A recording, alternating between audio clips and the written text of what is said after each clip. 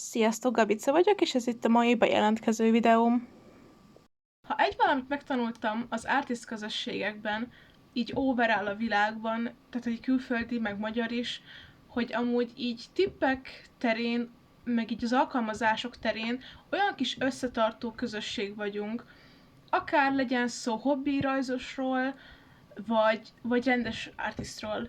Mert konkrétan igen, vannak ilyen kurzusok, ahol nagyobb illusztrátorok pénzért tanítanak meg azért, hogy ők hogyan rajzolnak, meg hogyan látnak dolgokat, és amúgy azok is megérik egy bizonyos szinten, hogyha jót fogsz ki, hozzáteszem.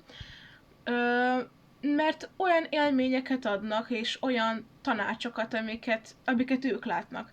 Viszont igazából csak felmész TikTokra, és olyan tippeket látsz, igazából szinte bármelyik artistól, csak így applikációknak az használatában, amik így annyira megegyszerűsítik az életedet, hogy imádom.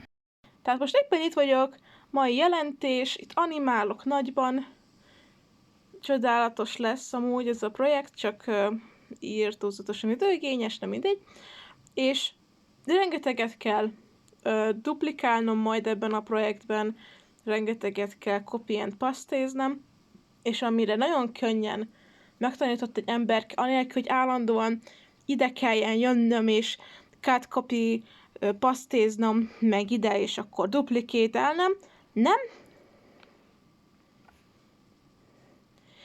És mindezt a Procreate-nek a készítőitől nem láttam sehol, de hála a közösségnek ezt is megtudtam, hogy ezt így bármikor ide tudom hozni magamnak, és akkor használom, szóval most olyan megkönnyítettétek az életemet.